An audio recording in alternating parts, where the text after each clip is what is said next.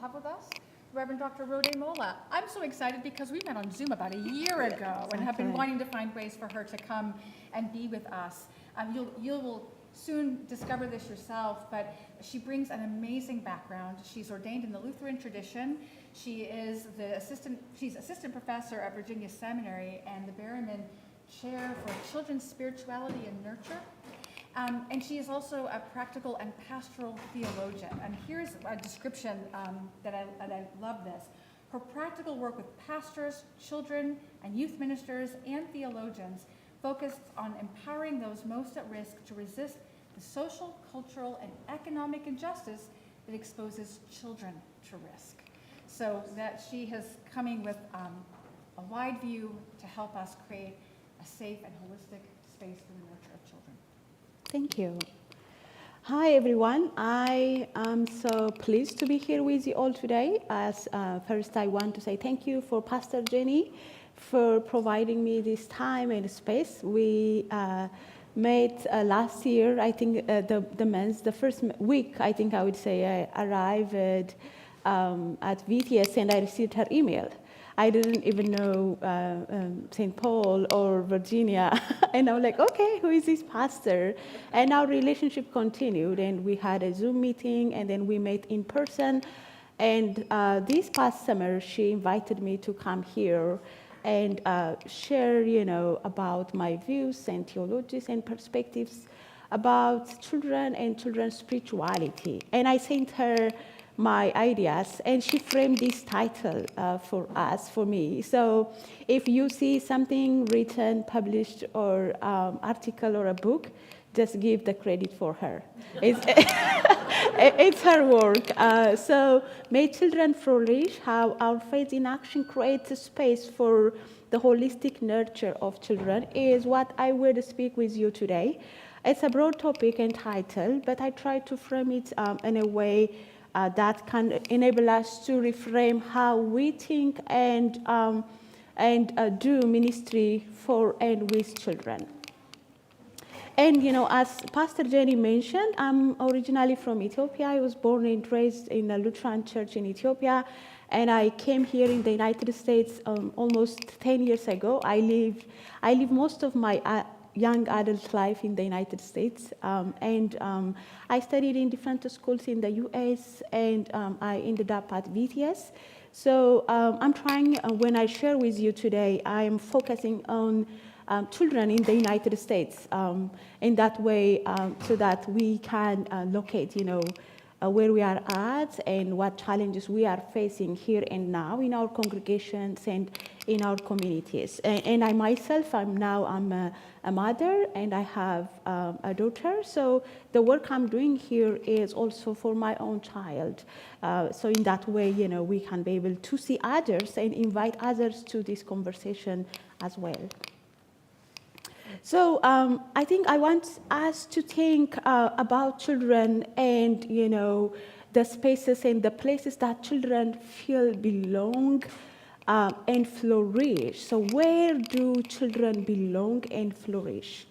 So most of the time when we discuss about children, our approach is different. So I want you to think about that today. Where do children belong and flourish? So in our churches, in our ministries, even in theological education, when we talk, I think I need to take off this earring because it's disturbing me. I didn't expect this. So where do children belong and flourish, and how do we accept or welcome children to our world? So when we think about children and children's spirituality, we start from asking about children. Are they spiritual? Do they have faith? Are they religious? So we are disturbed by their presence in some ways. So instead of thinking how we welcome them, we focus on interrogating who they are. Do they have faith? Do they understand this world? Do they know God? But I think that's not the point of children's flourishment and belonging, because children belong in us. So today I want us to frame that question instead of thinking and interrogating, or are they spiritual or do they have faith? I want us to think about, where do children belong and flourish in us, right?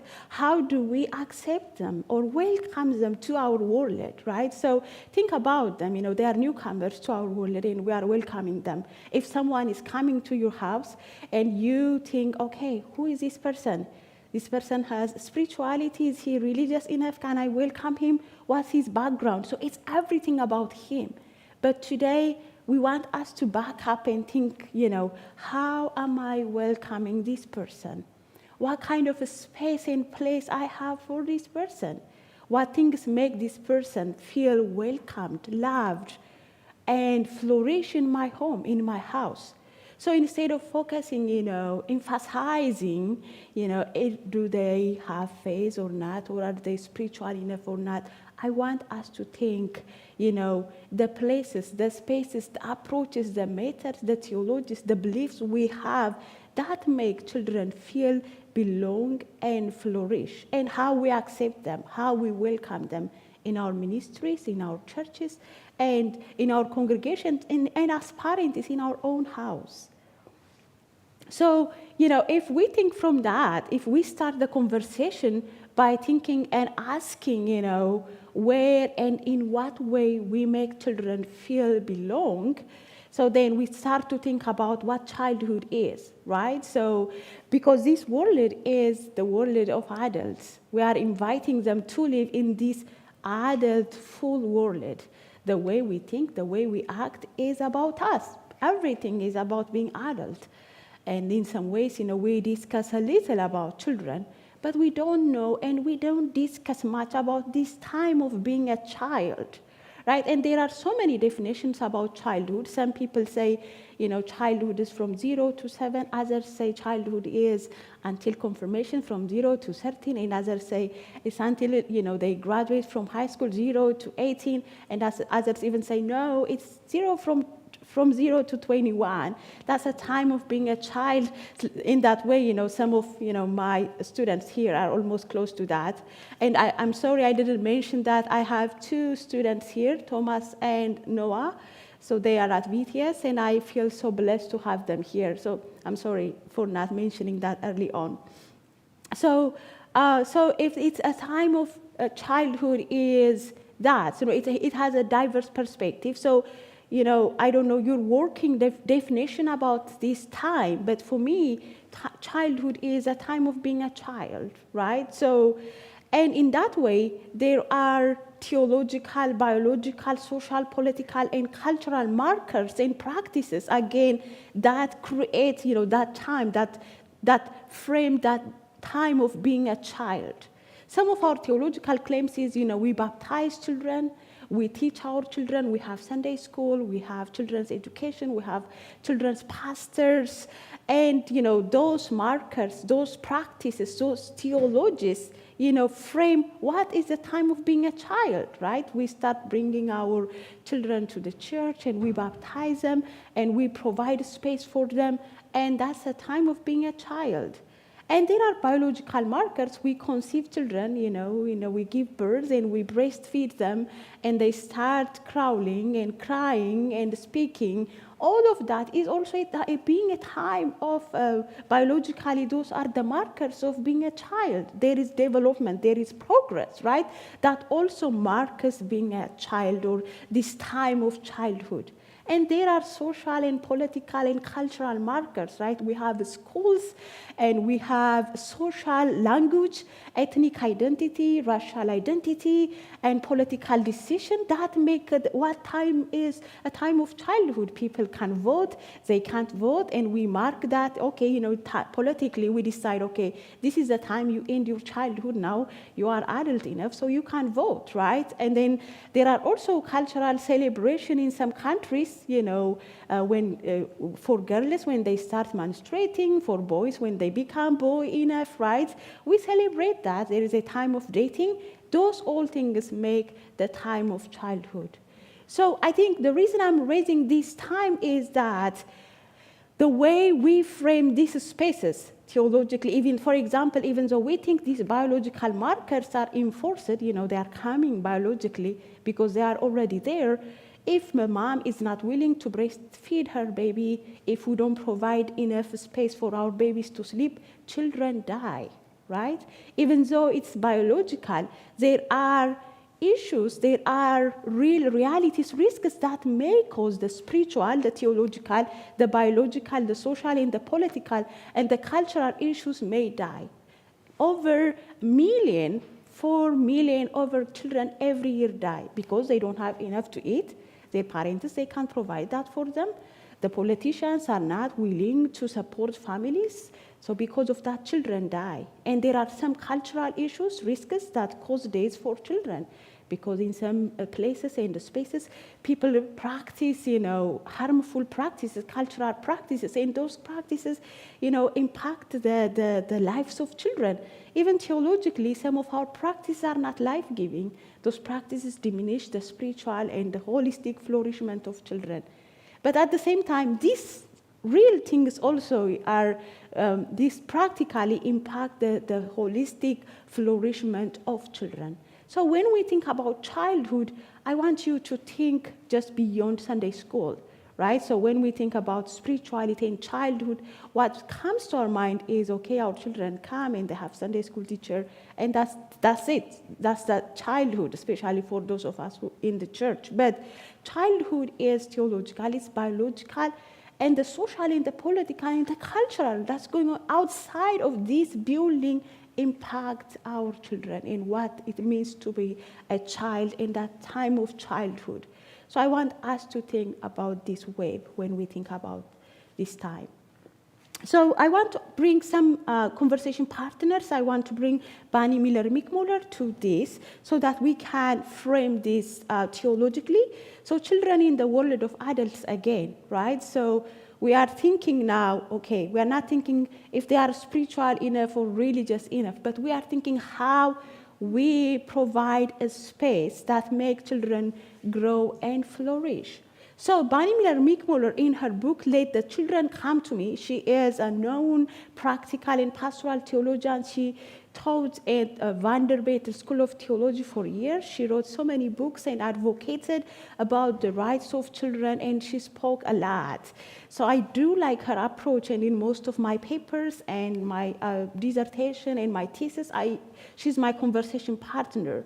So she articulates, invites us in most of her books to think how, instead of, again, as I mentioned early on, instead of thinking, okay, are they going to heaven if they die or not? Or instead of that conversation, to think how we adults think about children. How do we think about children, about this time of childhood?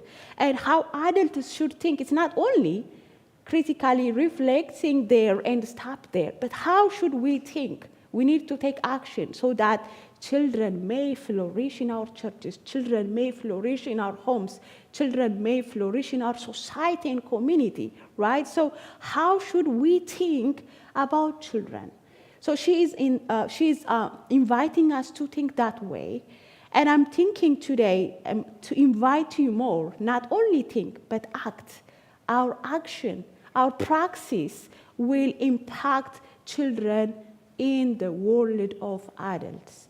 So we will come to that. So the question I want us to think is, if we are thinking what children are, not that, but how we think about them and how we should think about them, we are thinking about belonging today, right? So there are spiritual definitions about belonging.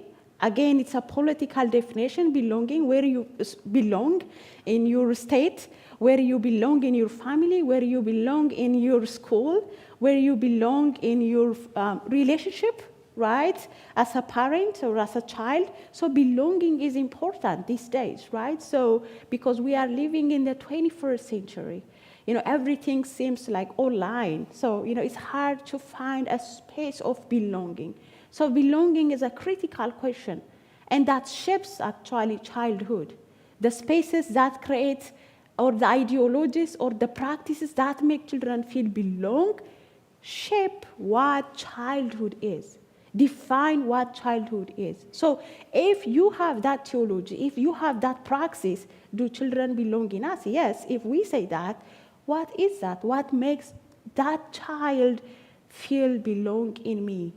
What's the relationship between me and my child? What are the things that make her feel belong?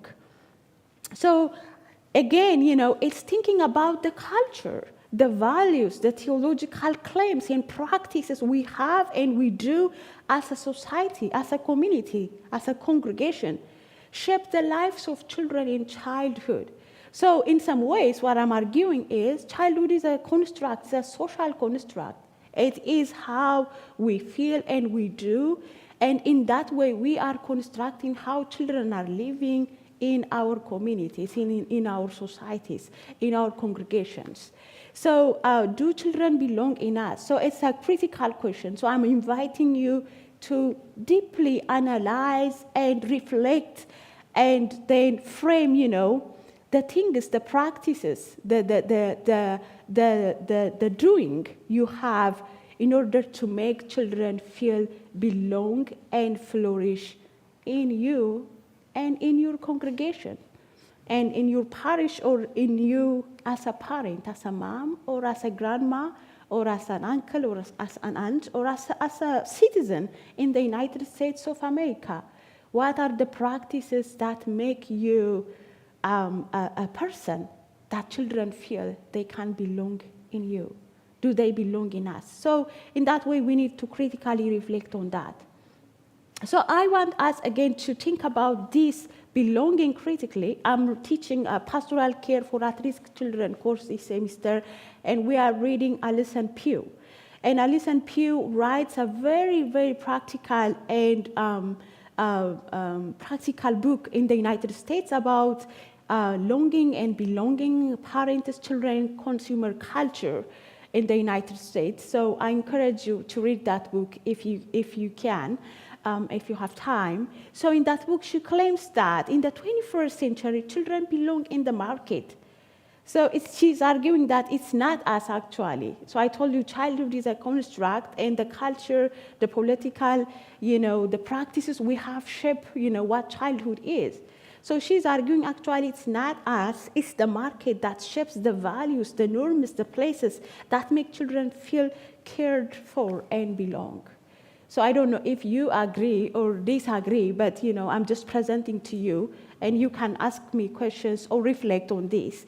But that's her claim. So, as a mother and as the person who is living here, and as the one who did research about neoliberalism, how that ideology and practice shape who we are, and as a community, as a society, not only in the United States, but globally, yes, I agree with this claim, because the market is shaping what we buy for our children, what the fashion is, the culture is, how we relate with our children is shaped what the market or the entertainment or the corporates are advertising in TVs and social media. So she says that we need to question that. So how our children feel belong in you? Because you buy something for them, or because you go out for a walk? Are you are making or creating a relationship with your children or with your group, Sunday school group or youth group, because you are going for a training to pray and meditate, or because you go out and do something that make the norm of the market, affirm the market, what the market requires us to do in the United States or other places in the world. So according to her claim, childhood become consumerhood because our relationship is changed. So our relationship is not, okay, this time of childhood is because I have relationship with my parents, with my peers, and with the community and the society, because the culture, the value that emerges coming from another space, but it's coming from the market. And I'm living that belonging by consuming. The more I consume, the more I find space in my school. Because, in this book, she brought very practical issues to conversation. For example, there is a mother who bought a toy for her baby. And before that, he begged for her for years, 2 years and 3 years. And she bought that for him, and her relationship with that boy ended. Because in the morning, he's doing that game. At lunchtime, he's doing that game. And at dinner. So she's like, okay, even I didn't buy for him, my relationship ended. I bought that toy for him, and again, my relationship ended. So there is no exit for her. So she shared, her struggle.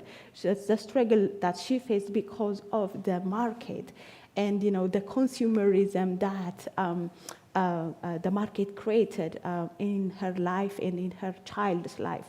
So, when consumerhood becomes childhood, the norms, the practices, the feelings that children create in relation to their parents or peers are judged by how much they consume. So I think, where do they belong? Where do they fit, right? So consuming become required as an affirmation for children's dignity, right? Where do you feel belong? Because you consume, you look like that culture, that value.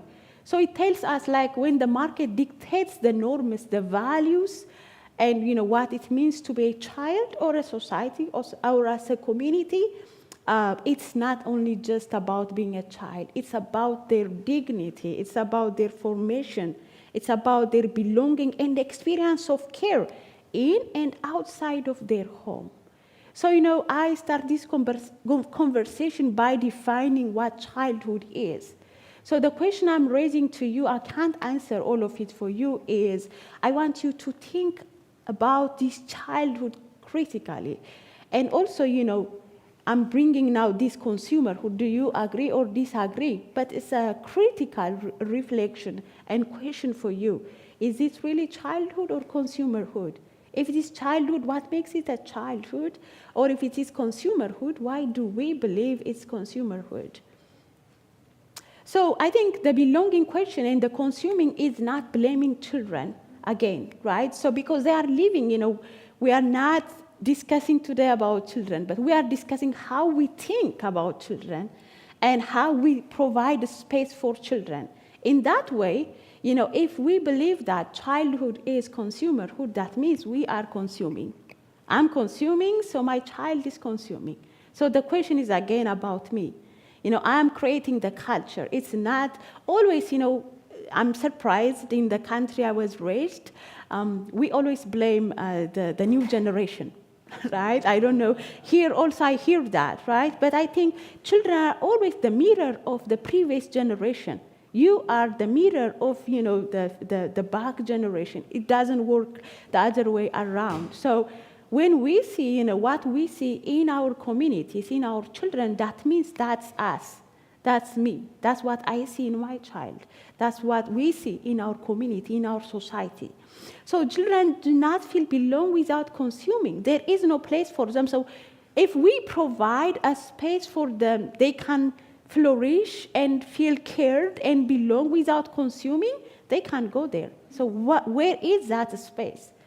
So I want us to think about that again. So I want to complicate this by saying that I think consuming become meaning making, right? So that's how they make meaning. Children make meaning by consuming because that's how they feel belong. That's how they feel they cared for. So in that means consuming become religion.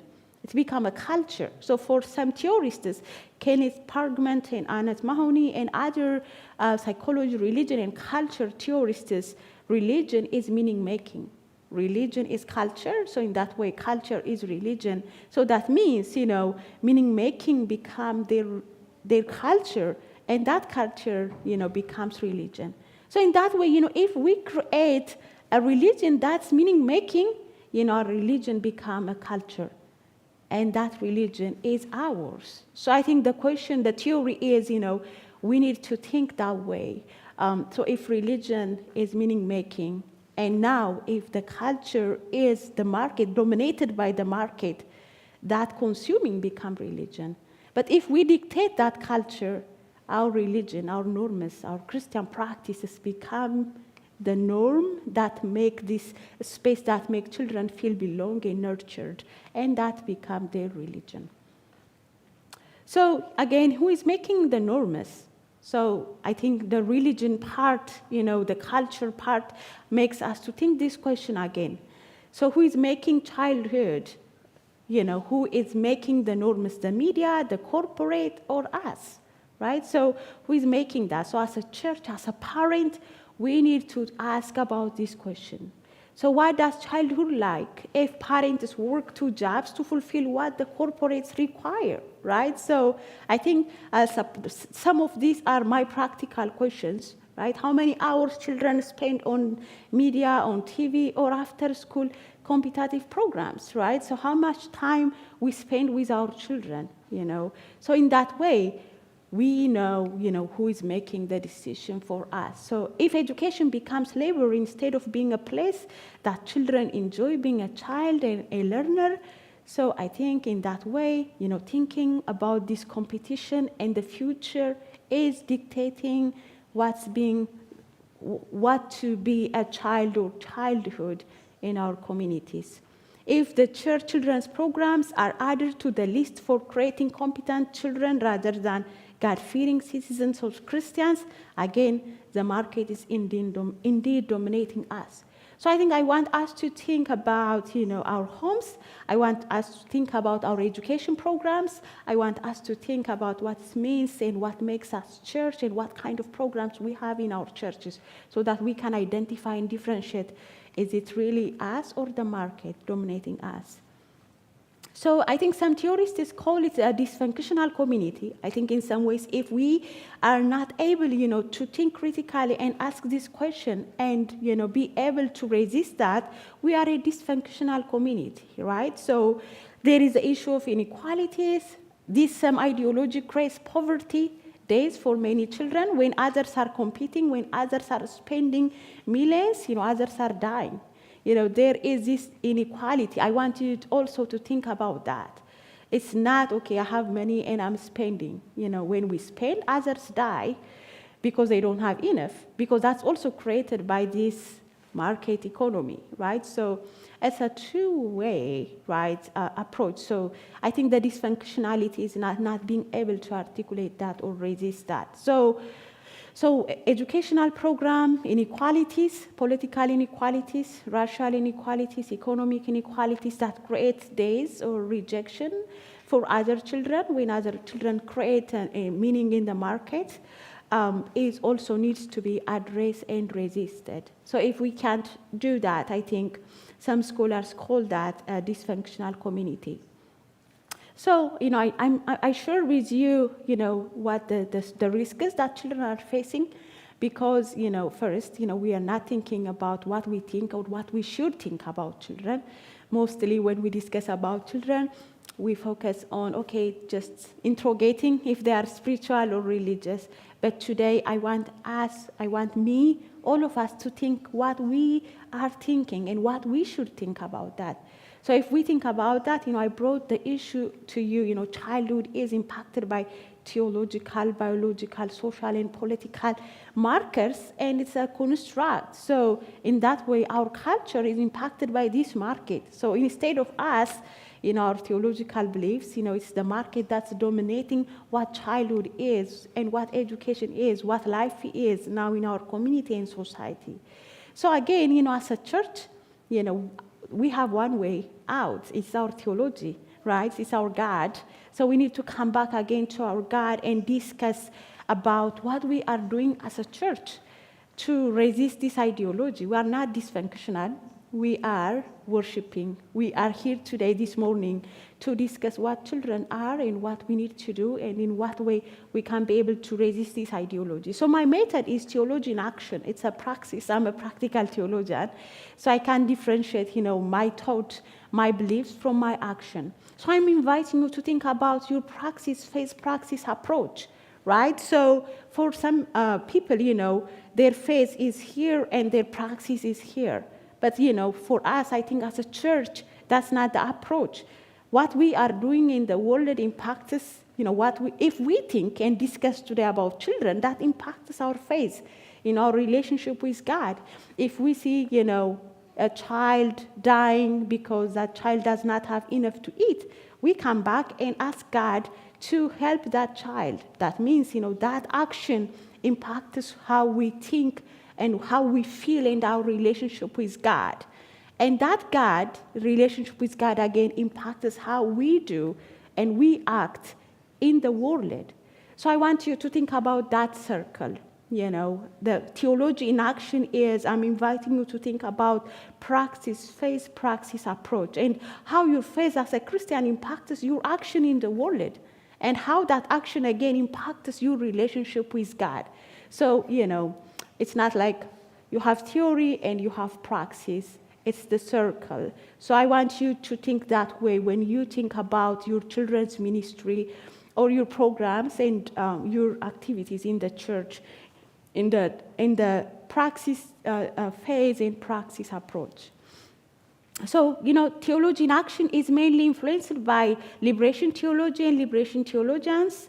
Gustavo Gutierrez, that, and James Cone and Cornel West are some of the theology in action, theologians and practical theologians. So they focus, the universal and progress reason-focused approach to theology and construct theology through embodied and lived experience of individuals, mainly, thinking, Christ is, embodied and lived in each community. So the struggle that children are facing is not far for God, because God is present in our world. So liberation theology calls us, the church, to participate in God's work for dignity of the oppressed. So mainly children are oppressed. We don't talk about children. So I mentioned that to you early on. So that's oppression. Not talking about children, not having a clear theology of children, not having voices being heard in our churches, in our congregation, is oppression for children. So I think in some ways, for me, as the one who is advocating for children, I see myself, aligning myself to this liberation theology, because it enables me to bring the issue of poverty, political oppression, cultural oppression that children are facing in the United States and globally. So it's not only liberation theologians. For me, as a Lutheran, I have Dietrich Bonhoeffer and Soren Kierkegaard.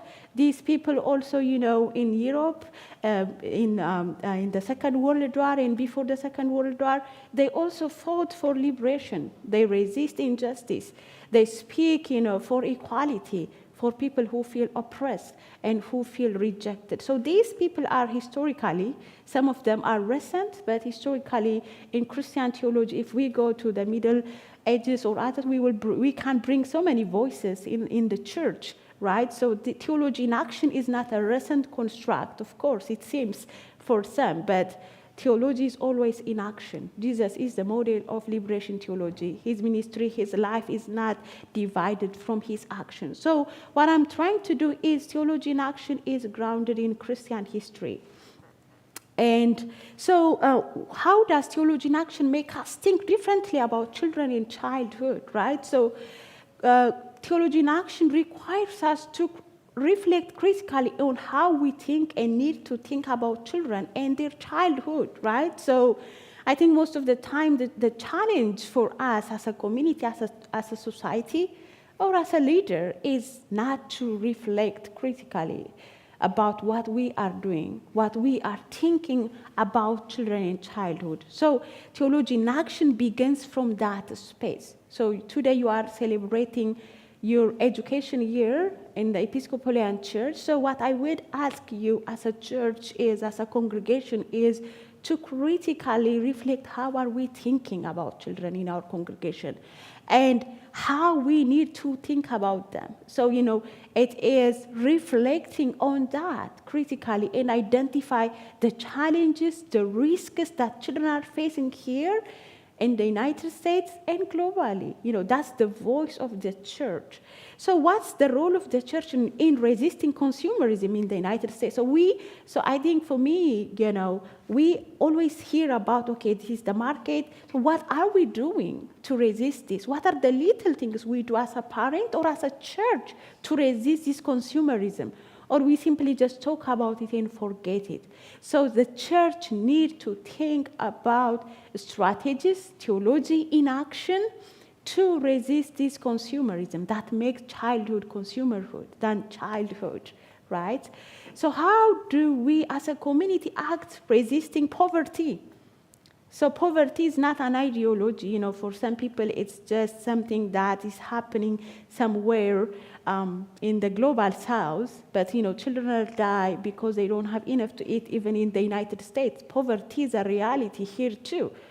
For me, I came from Ethiopia, so I know what poverty is. So I advocated and I worked with children who do not have enough to eat and to go to school. That was my work before I came here. So I know what poverty is. But after I came here to the United States, I worked in different churches. I also see what poverty is in the United States. So what are we doing as a community to resist poverty, child sexual abuse, war, physical and psychological struggle that children are facing nationally, locally, and globally? So that's theology in action. Theology in action starts from asking questions and reflecting on that critically. So today is, the education day for you. So I want also, Theology in Action is inviting, to think and reflect about our educational programs, right? So we discuss how this competitive method or the market makes education labor than something that children can enjoy. So what are we making differently to resist that in our Episcopalian schools, in our elementary schools, or in our high schools? What's something different we are contributing to the world, right? So that's something I want us to think today.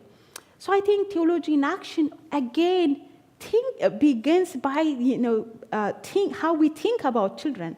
So the way we think about children are spiritual, right? So this thinking, I think, enables us to live theology in action.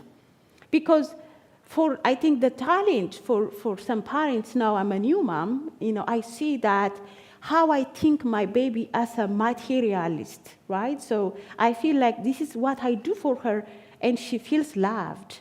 But children are not only material. And, if you go somewhere for some community or society, for some parents, children are just spiritual. If you go to church and if you pray, that's enough for you, right? So, but children's spirituality is holistic. They have feelings. They feel hurt. They cry. They have connection. They have a need for care, for connection.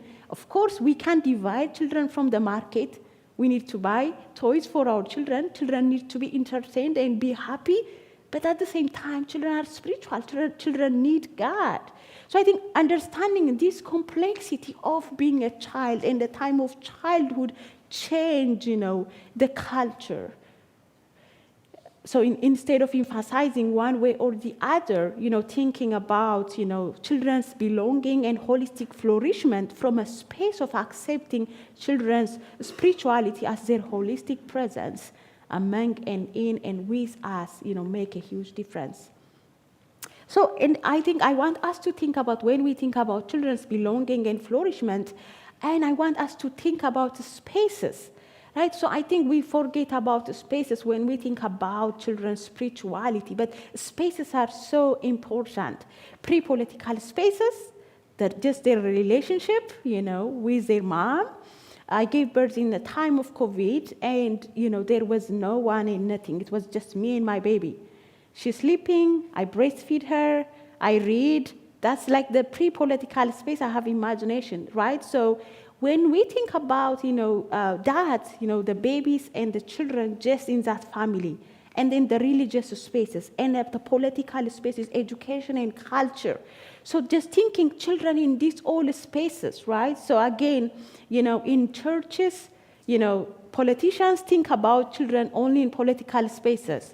And pastors think about children just in that religious space. And parents think in pre-political space. But, these all spaces come together and make and create this being a child and childhood. So I think if we have this diverse perspective or broader perspective about understanding what childhood is, so our strategies will be diverse. How can we address the spirituality of children in pre-political space? How can we support children? And how can we support children in religious spaces, in political spaces? Education is so important in public and political spaces. So thinking about, this will enable us to create programs that address children in different spaces. The other thing is, theology in action. Instead of competition or market child, accepting each child as unique and valued is so important. So how we think about children is, again, so important. Instead of the competition, the market child, right? The market child is so competitive, needs to feel belong in every space because of that. But instead of that, accepting each child as unique and valued makes a huge difference in creating spaces for the holistic flourishment of care of children in the church, in political spaces, in religious spaces, and in public and political spaces. I think finally, theology in action for me is as constructing a political and practical theology, a theology that revives the consciousness and the agency of God's people to live their faith in action. So I want us all to have this consciousness, this agency. This is our call. So working for children is not something that we just create here for you. Working for children, theology in action is our call as a church. There is no church for me without theology in action. The church that's not working God's work in the world is not God's church. This is God's church, right? But I think sometimes because of the market, we feel objects in some way. We can't act. So I think theology in action is reviving that through the power of the Holy Spirit, reviving that, empowering that, so that we are aware of God's work in the world. And we participate in God's work in the world, not only dividing, okay, this is my faith and this is what I do, but my faith, my doing, and then my faith, these all are integrated to create a space, a place that makes children feel flourished and cared for in my family, in political spaces, and in my church.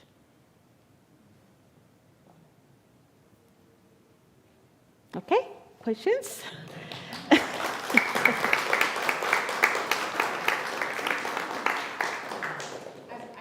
was pulled out for just a second as we're getting ready for a baptism. Oh. And as you're speaking, I'm thinking about that, like that subversive power of the sacrament. Yeah. To do all of what, to get us in a space where we are receiving God to do this. And then how we take that out into the world. It was amazing to go in there and see all that getting ready and to hear you and how those come together. Yes, thank you. Good. Any questions? Thank you so much for this. Thanks for being here. I'm thinking about the ways in which we build up school spaces and just make them the nicest that we can possibly make them, which is such an important thing, I think. We just had the elementary school renovation over by the seminary, right? I grew up in a high school that was a new building, so everything was nice and new. We think about that with youth groups and Sunday schools too sometimes. We just want to build the nicest spaces, which I think is really important.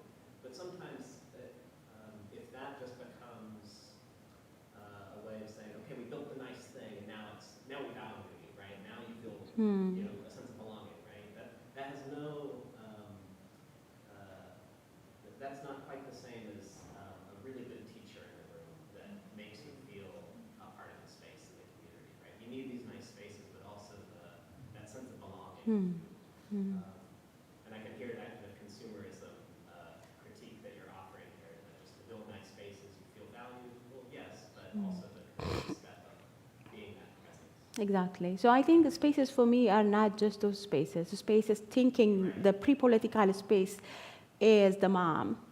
The mom is the one, or the dad is the one, or the grandma, or anyone who is providing care for that child in that pre-political space, make that child alive. you know. And in the religious spaces is also, the space is the people, the space is the community, the space is all of you. And this is space at the same time, you know. If we don't have good chairs, you know, that's also another challenge for children. But, you know, I know children who feel belong and flourish in congregations with no even space to gather under the tree. You know, I know like that's the space they feel belong because of the people. But that's also a space. Under the tree is also a space because of the people, right? So the people who laugh and play and jump and even create a ball from a clothes and, you know, throw that, you know, that makes children feel belong, right? So, and I know even like children feel belong in some spaces because we create them some activities because they can participate. Oh, this is my church, cleaning their church, mopping their church, you know, playing when they do that, make them children feel belong in this church, even though their religion is different. I work in a child development that, you know, supports children from different religions. And those children, they don't have anywhere to belong. But they come to our church and we open everything for them. This is your home. Just play. So they clean the church, the building, and they prepare the church for Sunday program and everything. So that's their home. You know, that's how they make meaning. Oh, I think according to some of these definitions, that's their religion, even though the labeled religion is different. You know, the space that makes them feel belong is our church. And I think that in that way, it's not because we evangelize them and we say, okay, you have to be here in our church, but by providing that space for them, we make them feel belong and cared for. So yeah, thank you for that, Thomas. Very powerful. Yes. I suppose this is more a question for you, I suppose, but when you were talking about Ethiopia and the United States, are there, especially the consumerism dynamic, do you see similarities? Is it more pronounced here in our culture, obviously with the ads and all of this stuff, but do you see a fundamental difference in the two, or is it ubiquitous? Yeah, I think there are fundamental differences. You know, for example, I mentioned the issue of inequalities. So this market economy creates inequalities globally, right? In that way, there are developed countries, there are underdeveloped countries. We just label them, right? So that's how we live our life, and that's okay. It's just a marker. So, but that reality by itself tells you, you know, how the lives of children in developing country look like and the lives of children in developed countries, right? So I think for children in those countries, the challenge is war, the challenge is poverty, the challenge is not having enough to eat or not having schools. That's the main challenge for many children. But of course, you know, some of them, those who are also privileged, may face the same challenge that children are facing in the United States because they have enough and the market and in some ways, you know, I wrote an article about, for example, the media.